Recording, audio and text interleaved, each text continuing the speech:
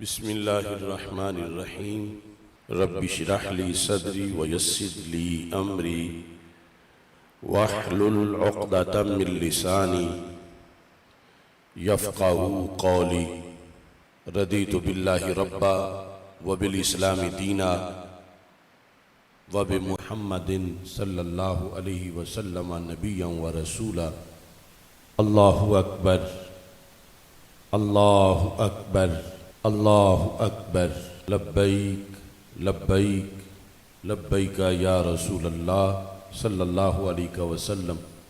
الحمدللہ رب العالمین والصلاة والسلام علی خاتم النبیین سید الرسل وخاتم المعصومین وعلی آلہ واصحابہ اجمعین، اما بعد فاعوذ باللہ من الشیطان الرجیم۔ بسم اللہ الرحمن الرحیم۔ کنتم خیر امت اخرجت للناس تأمرون بالمعروف وتنہون عن المنکر وتؤمنون باللہ، صدق اللہ العظیم وصدق رسولہ النبی الکریم الامین۔ ان اللہ وملائکتہ یصلون علی النبی یا ایہا الذین آمنوا صلوا علیہ وسلموا تسلیما۔ الصلاۃ والسلام علیک یا سیدی یا رسول اللہ وعلی آلک واصحابک یا حبیب اللہ۔ الصلاۃ والسلام علیک یا سیدی یا خاتم النبیین وعلی آلک واصحابک یا سیدی یا خاتم المعصومین۔ مولاي صل وسلم دائما ابدا على حبيبك خير الخلق كلهم، منزه عن شريك في محاسنه فجوهر الحسن فيه غير منقسم، محمد تاج رسل الله قاطبة، محمد صادق الأقوال والكلم، محمد ذكره روح لأنفسنا، محمد شکرہ فرد علی الامم۔ رب صلی وسلم دائما ابدا علی حبیبک خیر الخلق کلہم۔ خدایا بحق بنی فاطمہ کہ بر قول ایماں کنی خاتمہ، اگر دعوتم رد کنی ور قبول، منو دستو دامان آل رسول صلی اللہ علیہ وسلم۔ اللہ تبارک و تعالی جل جلالہ وعم نوالہ وتم برہانہ وعظم شانہ وجل ذکرہ وعز اسمہ کی حمد و ثنا، اور حضور سرور کائنات مفخر موجودات زینت بزم کائنات دستگیر جہاں غم گسار زماں سید سروراں حامی بے کساں قائد المرسلین خاتم النبیین احمد مجتبیٰ جناب محمد مصطفیٰ صلی اللہ علیہ وآلہ واصحابہ وبارک وسلم کے دربار گوہر بار میں ہدیہ درود و سلام عرض کرنے کے بعد السلام علیکم ورحمۃ اللہ وبرکاتہ۔ رب ذوالجلال کے فضل اور توفیق سے پاکستان کی عظیم دینی درسگاہ مرکزی جامعہ جلالیہ رضویہ مظہر الاسلام داروغہ والا لاہور میں نئے تعلیمی سال کے افتتاح کے موقع پر آج تقریب بسم اللہ شریف کا انعقاد کیا جا رہا ہے۔ جنید زماں امام اہل سنت حافظ الحدیث حضرت پیر سید محمد جلال الدین شاہ صاحب نقشبندی قادری قدس سر العزیز نے 1940 میں بھکی شریف منڈی بہاؤالدین میں جامعہ محمدیہ نوریہ رضویہ بکی شریف کے نام سے جو علمی تحریک اور اقامت دین کی جو تحریک شروع کی تھی، اس کا ایک سرچشمہ لاہور کی اس سرزمین پہ سینوں کو سیراب کر رہا ہے۔ انہی کے فیوض و برکات کے زیر سایہ یہ سلسلہ چل رہا ہے۔ اللہ تعالیٰ ان کے مرکز پر کروڑوں رحمت نازل فرمائے اور مرکزی جامعہ جلالیہ رضویہ مظہر الاسلام داروغہ والا لاہور کو مزید رونقیں اور عظمتیں عطا فرمائے۔ بسم اللہ کی تقریب کے لحاظ سے سب سے پہلے میں چند کلمات کا تلفظ کرتا ہوں، سب میرے ساتھ مل کے پڑھیں۔ بسم اللہ الرحمن الرحیم، صلی اللہ علی حبیبہ سیدنا و مولانا محمد و آلہ و اصحابہ اجمعین۔ رب یسر ولا تعسر وتمم بالخیر وبک نستعین۔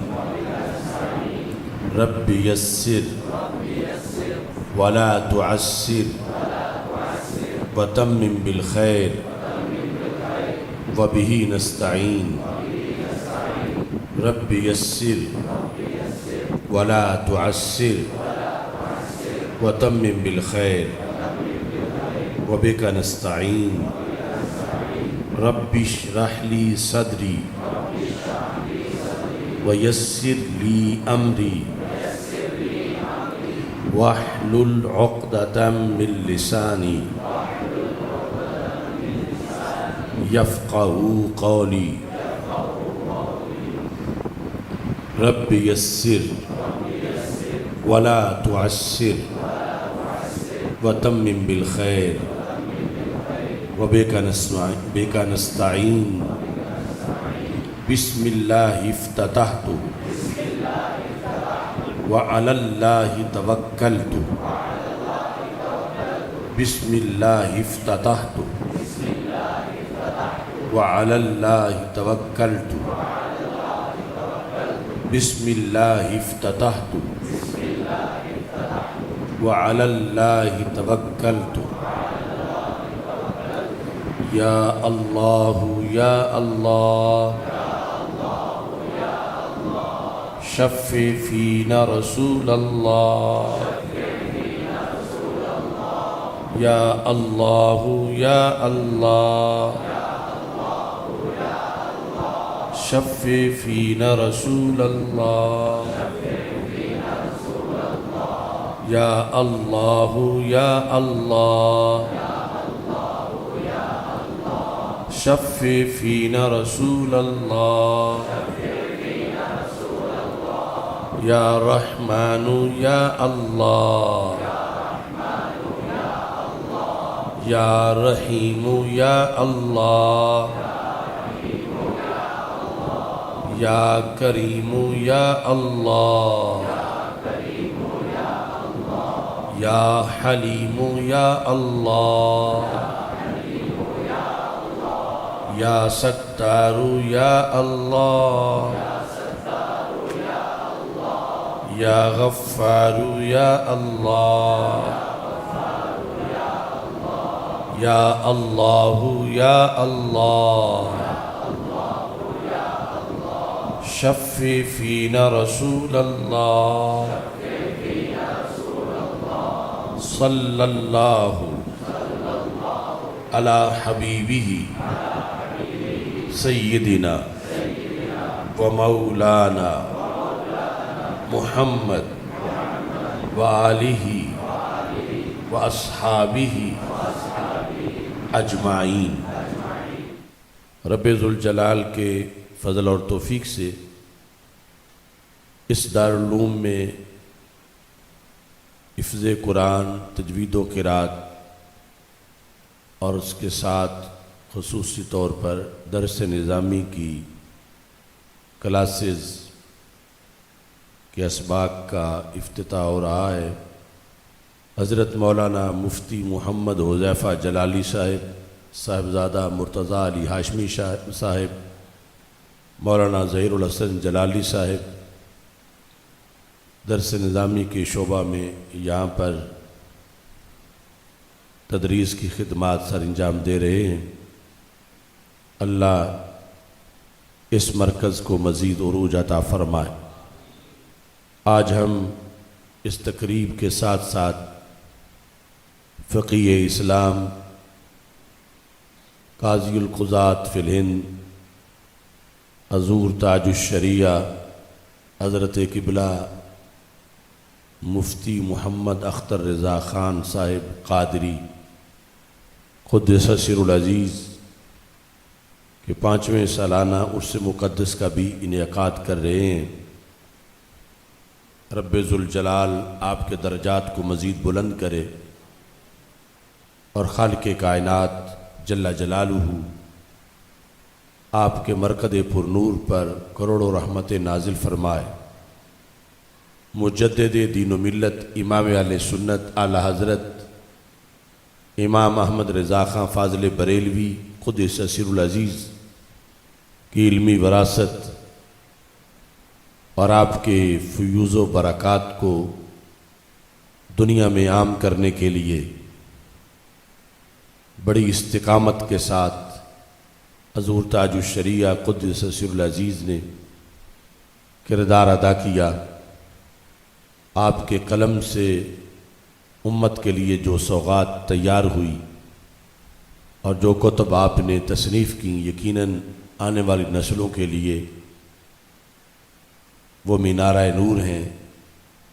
دعا ہے اللہ تعالیٰ اہل سنت و جماعت کو آپ کی تصنیفات سے بھرپور استفادہ کی توفیق عطا فرمائے۔ طلباء کے لیے اس موقع پر جو پیغام ہے اور حالات حاضرہ میں جو ڈیوٹی ہے فارغ التحصیل ہونے کے بعد جس سے پہلے بھی ذہن میں رکھنا چاہیے، وہ سب سے بڑا فریضہ امر بالمعروف اور نہی عن المنکر کا فریضہ ہے، جو عظمت و شان ہے دین متین کے تعلم کی، دین پڑھنے کی جو فضیلت ہے وہ ساری اس لیے ہے کہ اس کے بغیر وہ فریضہ سر انجام نہیں دیا جا سکتا۔ بندہ پڑھا ہوا ہو تو پھر اسے پتہ ہے کہ معروف کیا ہے، اور پڑھا ہوا ہو تو پھر ہی پتہ ہے کہ منکر کیا ہے۔ اگر مکمل تعلیم نہ ہو تو ہو سکتا ہے کسی چیز کو معروف سمجھ کے تبلیغ شروع کر دے، حالانکہ وہ اچھائی نہ ہو بلکہ برائی ہو، اور یہ بھی ہو سکتا ہے کہ کسی چیز کو برائی سمجھ کے روک رہا ہو، حالانکہ نفس الامر میں وہ برائی نہ ہو بلکہ اچھائی ہو۔ تو اگر ایسا ہو جائے تو کتنا بڑا نقصان ہے اور کتنی بڑی اس شخص کے لیے ہلاکت ہے۔ تو اس بنیاد پر علوم دینیہ کی ضرورت ہے، اور یہ ساری فضیلت اگلی ڈیوٹی کے سر انجام دینے کے لیے ہے۔ مبلغ کے لحاظ سے جو چیزیں ضروری ہیں ان کا خلاصہ میں اشعار کی شکل میں آپ کے سامنے رکھ رہا ہوں، اور یہ کوٹ لکھپت جیل کے اندر جو کلام لکھا گیا تھا اس کا حصہ ہے۔ رضائے محمد رضائے الہی، یہی ہے مبلغ کی اصلی کمائی۔ رضائے محمد صلی اللہ علیہ وسلم، رضائے محمد رضائے الہی، یہی ہے مبلغ کی اصلی کمائی۔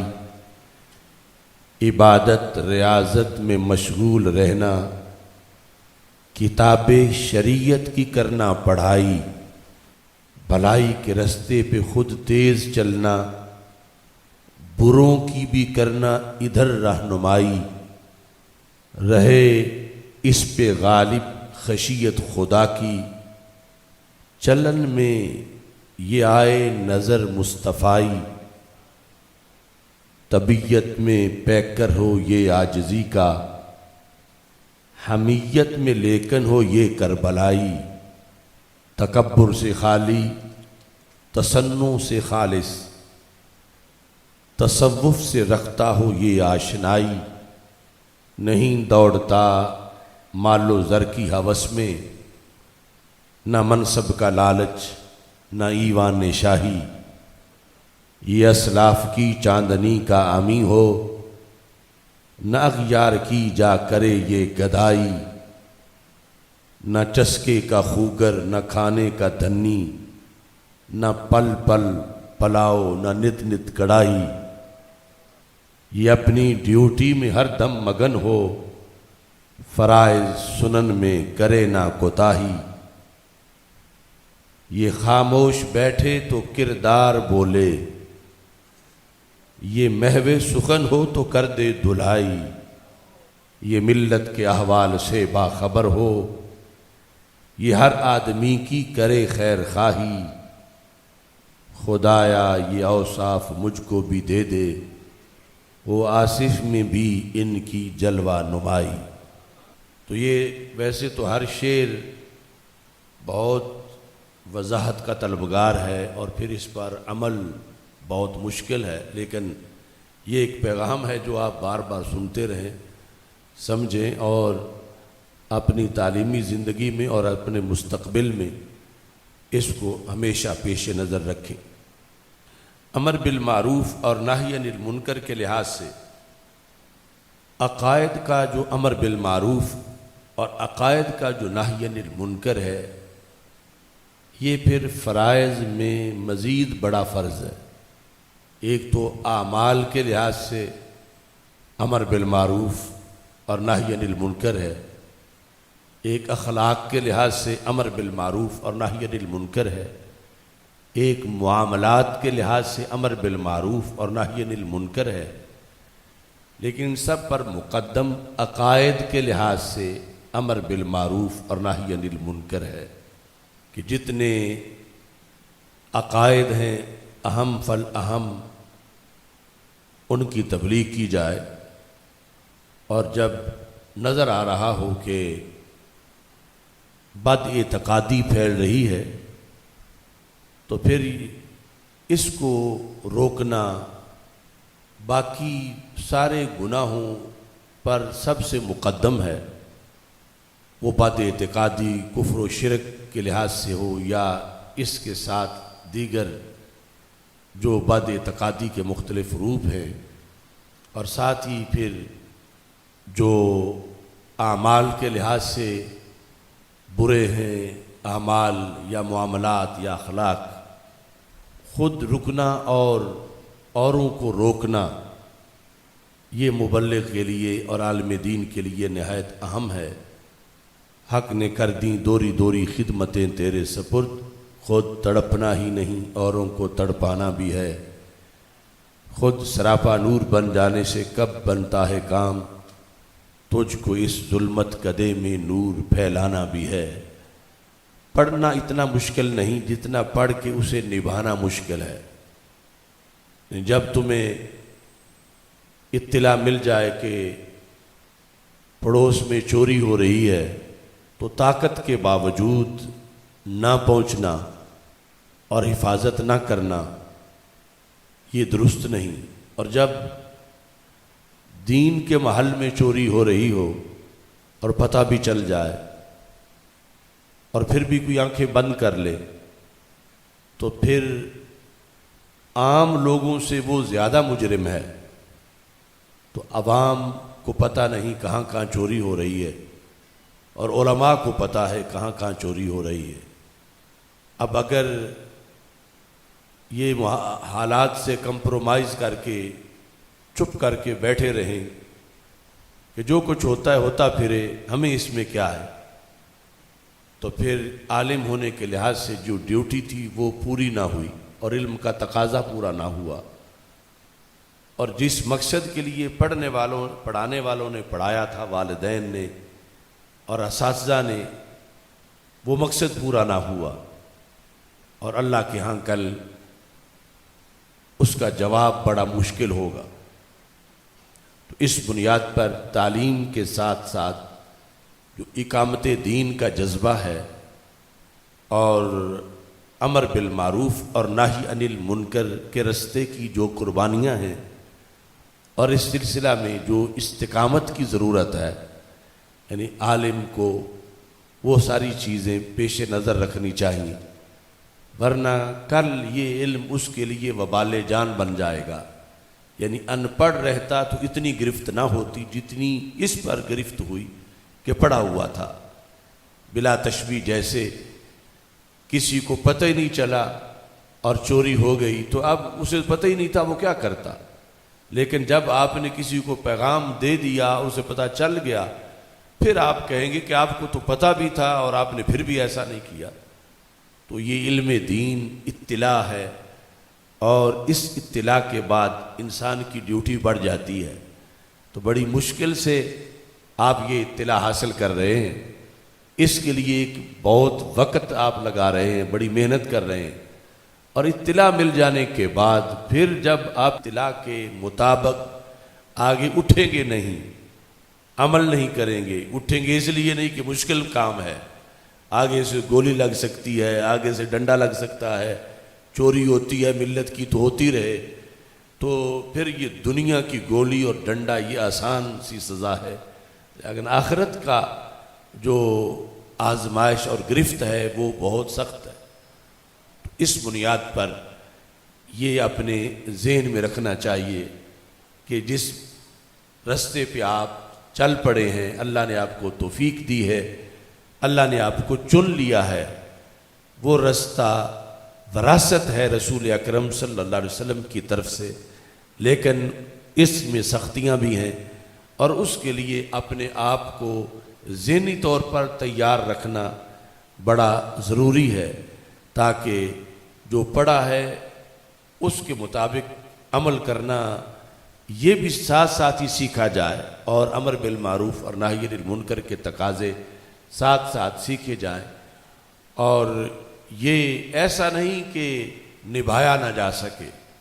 اللہ فرماتا وَمَن يَتَّقِ اللَّهَ يَجْعَل لَّهُ مَخْرَجًا وَيَرْزُقْهُ مِنْ حَيْثُ لَا يَحْتَسِبُ، جو رب سے ڈرتا ہے اللہ اس کے نکلنے کا رستہ بنا دیتا۔ یعنی ایک شرط ہے کہ آپ اللہ سے ڈریں، ہزار پھندے ہوں گے تو ٹوٹ جائیں گے، ہزار دشمنوں نے گھیرا ہوگا تو پھر بھی آپ کے لیے اس جگہ سے رستہ بن جائے گا، اور پھر اس کے ساتھ کبھی بھی اس میں فکر نہ کریں کہ میرا گزارا کیسے ہوگا، میں زندگی کیسے بسر کروں گا، میرے بال بچے کا گزارا کیسے ہوگا۔ تو اللہ تعالیٰ فرماتا تم نے صرف ڈرنا ہے مجھ سے، تو میں نے تمہارے رزق کا بندوبست کر دینا ہے، اور وہ بھی وہاں سے کہ جہاں سے تم نے کبھی سوچا ہی نہ ہو۔ تو یہ اللہ کا قرآن ہے جس میں کبھی شک کی کوئی گنجائش نہیں ہے۔ وَمَن يَتَّقِ اللَّهَ يَجْعَل لَّهُ مَخْرَجًا وَيَرْزُقْهُ مِنْ حَيْثُ لَا يَحْتَسِبُ۔ تو امر بالمعروف اور نہی عن المنکر سے رکاوٹ اس چیز سے بھی آتی ہے کہ میں اگر روکوں گا لوگ میرے خلاف ہو جائیں گے، میں ان کو بدی سے روکوں گا، میری مقبولیت میں فرق آ جائے گا، مخالفت ہی مخالفت ہو جائے گی، میں دنیا میں زندہ کیسے رہوں گا۔ تو اللہ تعالیٰ نے فرمایا تم نے اللہ سے ڈرنے میں یہ حق ادا کرنا ہے کہ اللہ سے ڈرنا ہے، تو رب ذوالجلال تمہیں نکال بھی لے گا ساری الجھنوں سے، اور ساتھ یہ جو تم ڈرو کہ پھر میرا تنخواہ کہاں سے آئے گی، رزق کہاں سے آئے گا، تو اللہ فرماتا ہے یرزقہ من حیث لا یحتسب، اللہ اس خزانے سے تجھے دے گا جہاں سے تجھے کبھی سوچ بھی نہیں آئی تھی کہ مجھے اس جگہ سے ملے گا، لہذا کمی آئے گی نہیں۔ فکر اس کی نہ ہو کہ میرا رزق کہاں سے آئے گا، فکر اس کی ہے کہ جو پڑا ہے وہ آگے ابلاغ کیسے ہو۔ اللہ کا جو ڈر ہے وہ ڈر غالب رہے تو یہ اس کا وعدہ ہے، وہ نکال بھی لے گا، اور ساتھ ساتھ یہ ہے کہ وَيَرْزُقْهُ مِنْ حَيْثُ لَا يَحْتَسِبُ، وہاں سے رزق دے گا جہاں سے کبھی سوچا بھی نہیں تھا۔ آج جو اس موقع کا سبق ہے، کیونکہ مرکز صراط مستقیم کے طلباء بھی ہیں، یہاں کے بھی دوسرے بھی، وقت اگرچہ مختصر ہے لیکن وہ سبق تھوڑا سا میں آپ کے سامنے رکھنا چاہتا ہوں۔ حدیث مصطفیٰ صلی اللہ علیہ وسلم کے لحاظ سے اللہ اور اللہ کے رسول صلی اللہ علیہ وسلم کے بعد جن ہستیوں کی محبت ایمان کی علامت ہے اور جن سے بغض رکھنا منافقت ہے، ان کی محبت ایمان کی علامت ہے، کہ اگر محبت ہے کسی میں تو یہ علامت ہے کہ یہ بندہ مومن ہے، اور اگر معاذ اللہ ثم معاذ اللہ ان ہستیوں سے وہ بغض رکھتا ہے تو پھر بھی اس بات کی علامت ہے، یہ حکم ہے کہ وہ منافق ہے، اس میں منافقت موجود ہے۔ اس مضمون کی کئی حدیثیں ہیں اور کئی ہستیوں کے بارے میں ہیں، لیکن اس کا مطلب سمجھنا ایک مستقل سبق ہے۔ مطلب سمجھنا اس لیے مشکل ہے کہ ایمان کا معیار سرکار دو عالم صلی اللہ علیہ وسلم ہے، اور سرکار کے نیچے اور کوئی معیار نہیں۔ اگر سرکار کے بعد کوئی اور معیار سمجھا جائے تو پھر اصل معیار تو وہ ہوگا، سرکار تو پھر ضمناً بن جائیں گے۔ اس بنیاد پر یہ بحث محدثین نے اپنی کتابوں میں بڑی تفصیل سے کی، اور ہمارے معاشرے میں بڑی مشکل سے صرف وہ الفاظ رائج ہیں، لیکن ان کی حقیقت اور ان کا معنی جو ہے وہ مبہم ہے۔ بلا تشبیہ و تمثیل ایک ادارہ ہے جس میں اختیارات پرنسپل کے پاس ہیں، کسی کو داخل کرنا یا خارج قرار دینا۔ اب اگر پرنسپل کے نیچے کسی اور کے یہ اختیارات مانے جائیں کہ پرنسپل اگرچہ راضی ہو یا ناراض ہو، اس سے نیچے کوئی استاذ ہے یا کوئی اور شخص ہے جس کی یہ اتھارٹی ہے، تو اس صورت میں پھر پرنسپل تو معیار نہیں رہے گا۔ جنہیں پرنسپل نکالنا نہیں چاہتا وہ بھی نکل سکتے ہیں، جنہیں پرنسپل رکھنا چاہتا ہے ہو سکتا وہ نہ رکھے جائیں، کیونکہ آخری اتھارٹی وہ نہیں، عملاً اس سے نیچے مانی جا رہی ہے۔ تو جو اس کا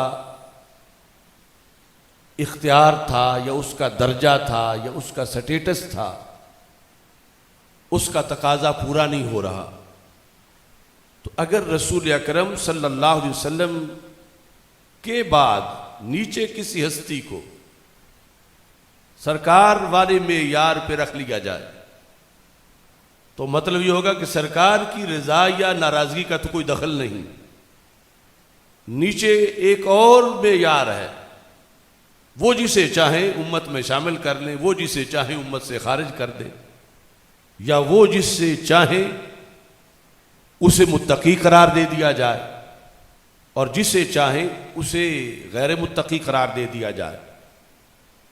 یعنی نبوت و رسالت کا جو منصب ہے، رسول اکرم نور مجسم شفیع معظم صلی اللہ علیہ وسلم کا، وہ منصب نہ چھیڑا جائے، اس منصب کو غیر مؤثر نہ کیا جائے۔ اگرچہ کوئی کر نہیں سکتا، لیکن کچھ مفاہیم معاشرے میں ایسے رائج کیے جا رہے ہیں جس میں سرکار صرف اعزازی طور پر نبی رہیں، لیکن اصل جو اختیارات ہیں وہ نیچے منتقل ہو جائیں. تو جو میں نے مثال دی صرف سمجھانے کے لیے، اس میں جو نیچے، یہی سمجھ لو مثلا چھٹی دینا چھٹی نہ دینا، جو پرنسپل کے نیچے جو ہے، اگر وہ اپنی ہر بات کے اندر اگرچہ پوچھا اس سے جا رہا ہے، لیکن وہ تابع سمجھے اپنے آپ کو پرنسپل کے کہ میں تب چھٹی دوں گا جب وہ پہلے اس چھٹی کو منظور کریں گے، تو پھر اب وہ جو معیار ہے اس کو نہیں چھیڑا گیا. پھر اصل اختیار اسی کا ہے، اگرچہ لوگ نیچے مل رہے ہیں، اصل اختیار چھٹی ہو یا دیگر معاملات ہوں، داخلہ خارجہ ہو، وہ اسی کا ہے.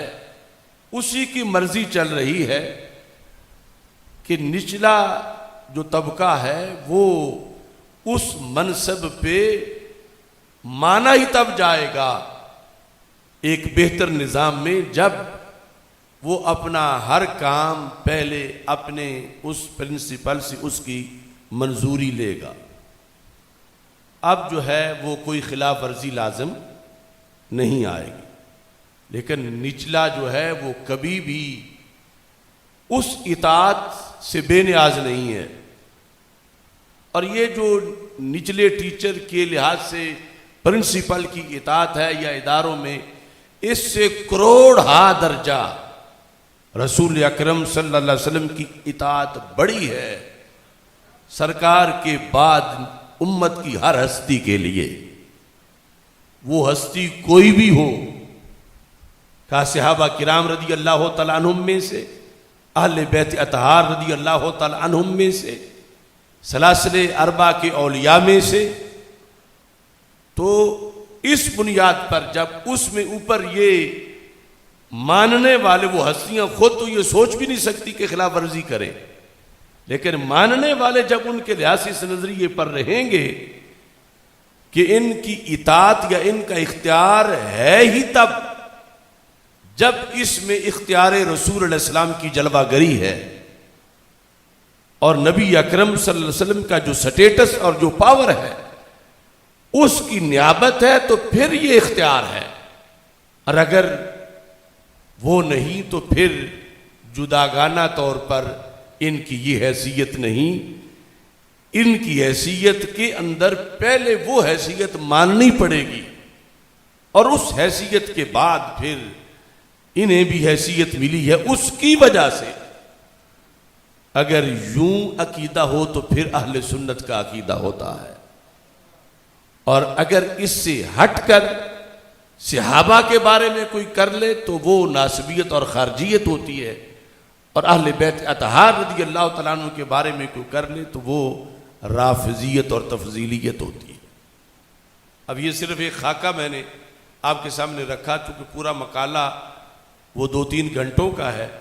میں آپ کے سامنے اختصار سے کوئی مثال دے دیتا ہوں کہ ایک حدیث شریف ہے، ہمارے آقا صلی اللہ علیہ وسلم کا فرمان صحیح مسلم شریف میں انصار کے بارے میں، اور ایک فرمان ہے مولا علی رضی اللہ تعالیٰ عنہ کے بارے میں. حضرت مولا علی رضی اللہ تعالیٰ عنہ کے بارے میں صحیح مسلم میں بھی فرمان ہے. خود مولا علی رضی اللہ تعالیٰ عنہ روایت کرتے ہیں، اِنَّهُ لَعَهْدُ النَّبِيِّ صلی اللہ علیہ وسلم اِلَيَّ، اللہ کے رسول علیہ السلام نے مجھ سے یہ عہد کیا ہے. حضرت مولا علی رضی اللہ تعالیٰ عنہ فرماتے ہیں بہت پکی بات ہے، صرف فرمان ہی نہیں بلکہ عہد ہے. وہ کیا ہے؟ مولا علی فرماتے ہیں یہ عہد کیا ہے، لا یحبنی الا مؤمن ولا یبغضنی الا منافق، مجھ سے صرف مومن ہی پیار کرے گا اور مجھ سے صرف منافق ہی بغض رکھے گا. مجھ سے صرف مومن ہی پیار کرے گا اور مجھ سے صرف منافق ہی بغض رکھے گا. اب یہاں یہ کوئی چھوٹا مرتبہ نہیں، بہت بڑا مرتبہ ہے۔ اصل میں تو منصب رسالت یہ ہے کہ جو سرکار کی محبت یہاں ہے وہاں ایمان ہے، اور اگر رسول پاک صلی اللہ علیہ وسلم سے بغض ہے معاذ اللہ تو پھر منافقت ہے، پھر ایمان نہیں ہے۔ تو جو رسول اکرم صلی اللہ علیہ وسلم نے حضرت مولا علی رضی اللہ تعالی عنہ سے فرمایا، کیا یہ کسی اور کے لیے بھی فرمایا؟ تو پھر پتہ چلے گا کہ رسول پاک صلی اللہ علیہ وسلم کی ذات مقدم ہے، ان کو سامنے رکھ کر اس کے تابع ہو کر پھر اس محبت پر اور عدم محبت پر دونوں حکم جاری کریں۔ یعنی ایسا نہیں ہو سکتا کہ ایک بندہ اللہ کے رسول علیہ السلام کا تو محب ہو اور اس بیس پہ منافق ہو جائے کہ مولا علی کا محب نہیں ہے۔ مطلب یہ بنا کہ اللہ کے رسول علیہ السلام کے لحاظ سے تو کلیئر ہو گیا کہ سرکار کا محب ہے اور سرکار سے بغض نہیں رکھتا، لیکن نیچے بطور فرض مولا علی رضی اللہ تعالی عنہ سے بغض رکھتا ہو، تو پھر کیا بنے گا کہ اگرچہ وہ معیار رسالت پر ایمان لانے کے لحاظ سے تو کلیئر تھا، لیکن اصل فیصلہ وہاں نہیں، اصل فیصلہ نیچے ہے۔ اور یہاں چونکہ وہ مولا علی رضی اللہ تعالی عنہ کے لحاظ سے بغض رکھتا ہے تو اب اس کو مومن نہ قرار دیا جائے۔ تاریخ میں ایسی کوئی مثال نہیں اور نہ شریعت میں یہ جائز ہے۔ اس بنیاد پر یہ ہوگا کہ مولا علی سے محبت جو ایمان ہے اس میں سب سے پہلی شرط ہی سرکار کی محبت ہے کہ مولا علی سے محبت ان کی اپنی وجہ سے نہ ہو، سرکار کی وجہ سے ہو۔ اور مولا علی کا بغض جو منافقت ہے اس میں سب سے پہلی وجہ ہی سرکار کی ذات ہے، یعنی سرکار کی وجہ سے مولا علی کا بغض منافقت ہے کہ وہ بندہ اصل میں سرکار سے بغض کر رہا ہے، تب اس نے مولا علی سے بغض کیا۔ تو معیار مولا علی کی ذات نہیں، معیار پھر بھی سرکار کی ذات ہے کہ سرکار کی ذات کی محبت نے مولا علی کی محبت لازم کی، اور سرکار کی ذات سے کسی کا بغض تھا تب وہ مولا علی کا اسے کو بغض بنا۔ اگر سرکار کی ذات کا بغض نہ ہوتا تو مولا علی کا کبھی بھی بغض نہ ہوتا۔ یہ بات انصار میں بھی ایسے ہی ہے کہ ہمارے آقا صلی اللہ علیہ وسلم نے یہ ارشاد فرمایا، اور وہ بھی صحیح مسلم میں حدیث شریف ہے کہ رسول پاک صلی اللہ علیہ وسلم نے فرمایا، حضرت برا کہتے ہیں عن النبی صلی اللہ علیہ وسلم انہ قال فی الانصار لا يحبهم الا مومن ولا يبغضهم الا منافق۔ اسی صحیح مسلم میں، اور وہی انداز حسر کے ساتھ۔ اور کیا انصار کو ایک دو صحابی ہیں؟ ہزاروں صحابی انصار ہیں، اور ان کی محبت کا حکم بھی ایسے ہی ہے، اور ان سے منافقت بھی بغض ایسے ہی ہے۔ لفظ کیا ہے؟ لا یحبہم الا مومن، صرف مومن ہی ان سے پیار کرتا ہے۔ ولا یبغضہم الا منافق، اور صرف منافق ہی ان سے بغض رکھتا ہے۔ اب انصار کی لسٹ میں سے کسی ایک بندے سے بھی اگر کوئی بندہ بغض رکھتا ہے تو شریعت کہہ رہی ہے یہ منافق ہے۔ تو کیا یہ کہا جائے گا کہ پر سرکار کے سٹیٹس کی کوئی بات ہی نہیں؟ سرکار اگرچہ کسی کو مومن قرار دے رہے ہوں، لیکن چونکہ ایک انصاری سے وہ بغض رکھتا ہے لہذا اسے مومن نہ کہا جائے، اسے منافق بنا دیا جائے کیونکہ سرکار فرما رہے ہیں۔ تو مطلب کیا ہوگا کہ انصار کی اس سٹیٹس میں سب سے پہلے جو چیز ہے انصار کی محبت ایمان بنی تب ہے جب انصار کی محبت سرکار نے لازم کی ہے. یعنی اللہ کے رسول علیہ السلام کی محبت کے بغیر انصار کی محبت کا لزوم ہی نہیں. اور جو انصار سے بغض رکھ رہا ہے ان کی صحابیت کی بنیاد پر، تو وہ بغض ان کی ذات کی وجہ سے نہیں، وہ پھر سرور کائنات کی وجہ سے ہے. وہ بغض پہلے بغض نبی شمار ہوگا، اس کے بعد وہ بغض انصار شمار ہوگا. لہذا دین اسلام میں سرکار کے بعد کوئی معیار نہیں کہ انصار والا ایک معیار ہو. دیکھیں گے کہ قیامت کے دن ایک سوال انصار کی محبت کا ہوگا. اگرچہ سرکار کی محبت میں پاس ہو گیا، لیکن پاس تب ہوگا کوئی کہے کہ جب انصار والی محبت میں پاس ہو اور بغض سے بری ہو. تو بعد والا کوئی معیار نہیں، بعد والی ہر بات سرکار کی محبت اور سرکار کے بغض کے تابع ہے.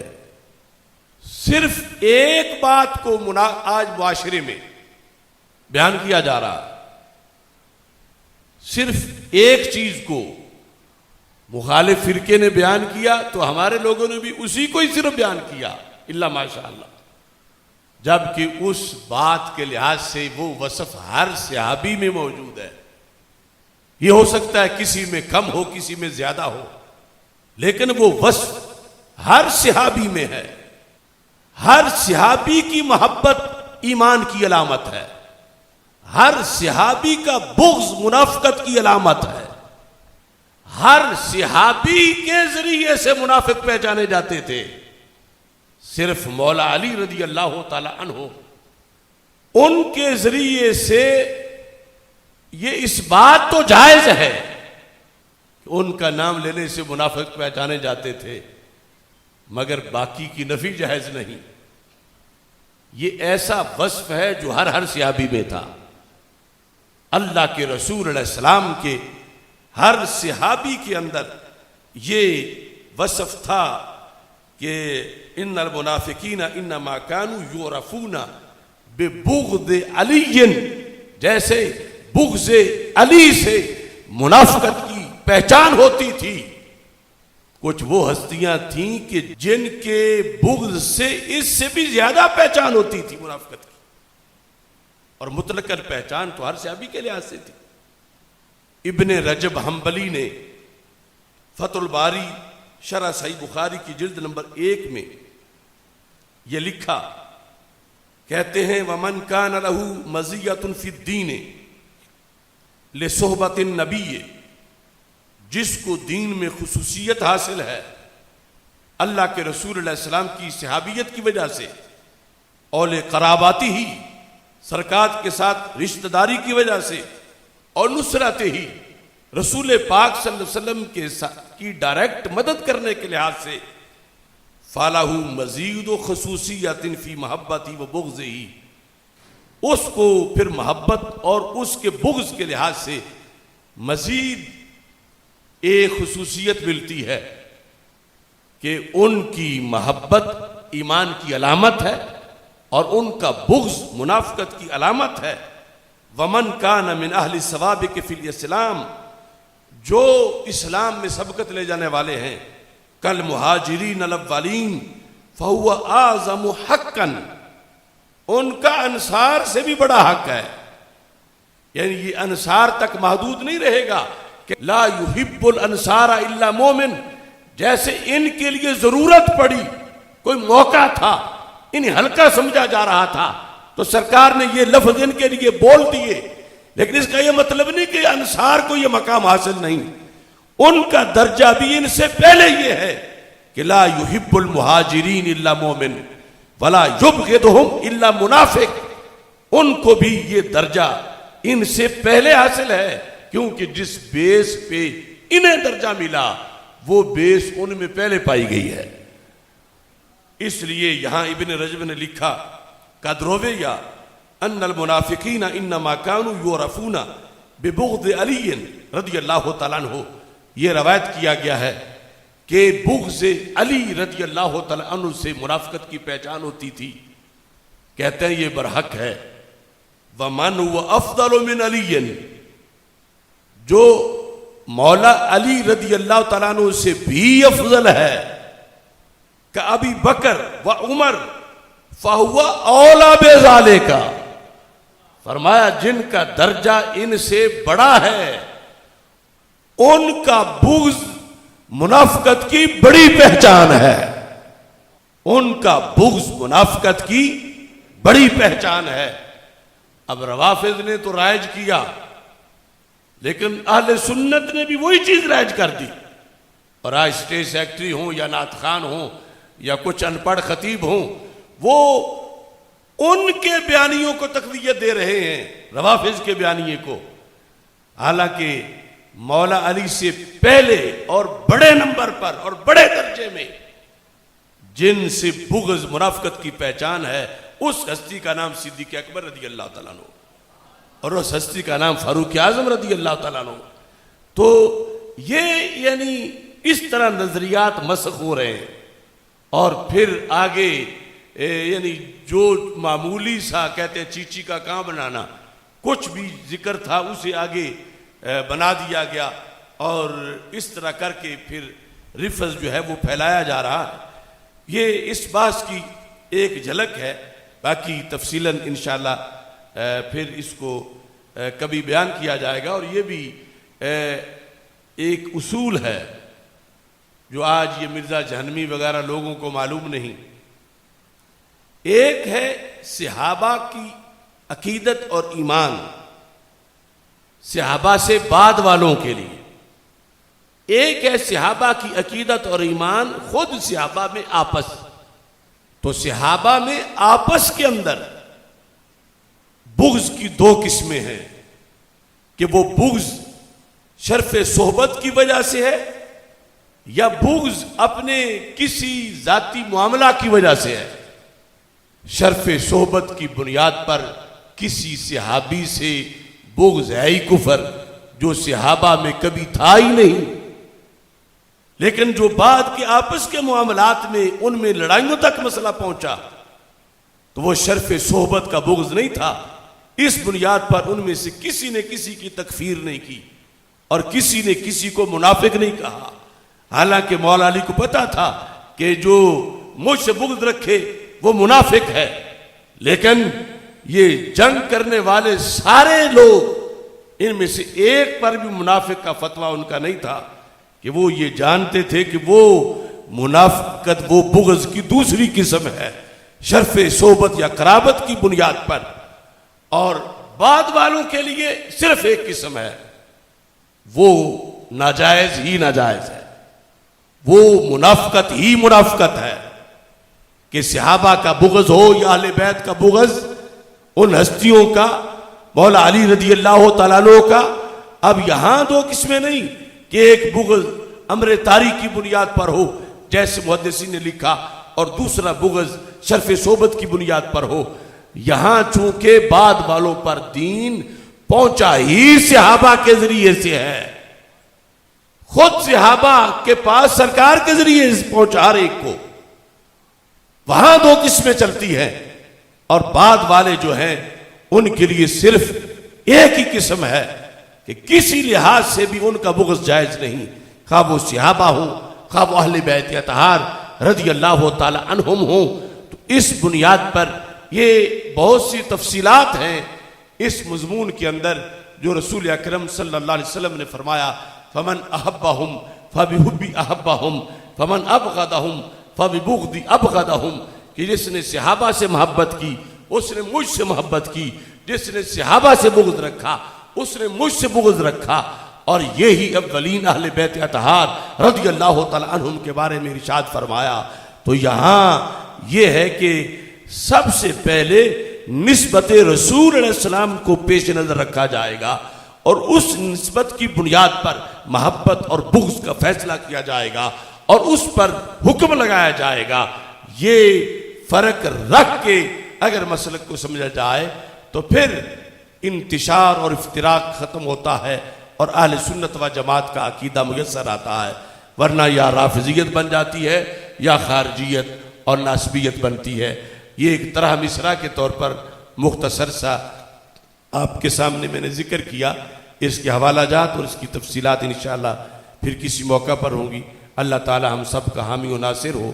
وآخر دعوایا ان الحمد للہ رب العالمین۔